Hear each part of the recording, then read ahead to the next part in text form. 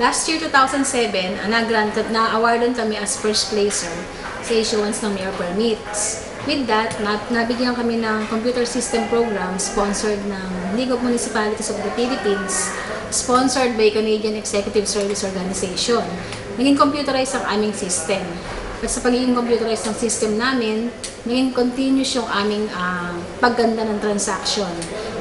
With that system, nagpatuloy yung pagkakaroon namin ng pagiging first place sa issuance ng mayor's permit year 2008, year 2009, and even in the year 2009, nag-grant din kami ng Hall of Fame Award dahil sa issuance namin ng mayor's permit.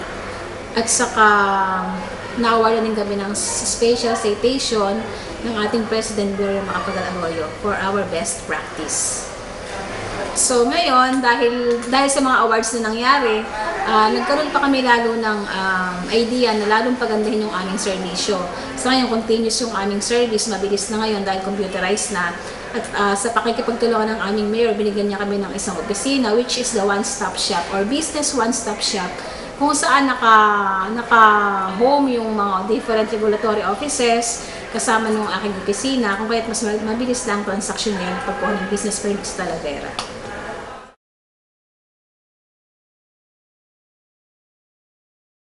In the province of Nueva Vizcaya, we have about 16 ethnic groups. One of the ethnic group is the Gandang tribe, of which I belong. The indigenous peoples of the province of Nueva Vizcaya are basically marginalized, especially those who live in the far-flung areas or in the mountains. And most of these have no access to basic services, and so we say they are sometimes unserved or underserved.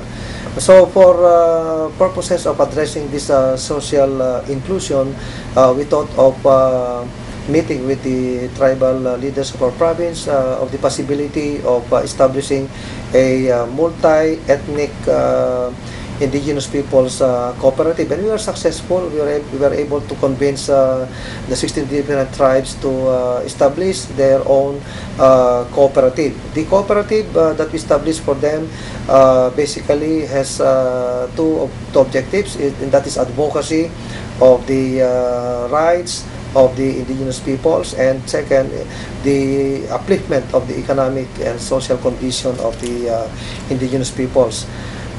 After we have established the Nueva Vizcaya Indigenous Peoples Cooperative, we were able to partner with the National Commission for Indigenous Peoples for the grant of financial assistance to finance the lending or microfinance project of the cooperative, livelihood project of the cooperative, including the empowerment in terms of management of the cooperative. Some of the tribal chieftains or tribal leaders of the 16 ethnic groups of the province of Nueva Vizcaya are not so conversant in the establishment or in the organization of cooperatives. So based on that premise, we provided them information on how to go about the establishment of a cooperative, pre-membership education seminars, registration with the Cooperative Development Authority, and forming the different ethnic groups in such a way that they will formulate their vision, their mission, their goals, and the programs and projects that they will implement through the cooperative that they are contemplating to form.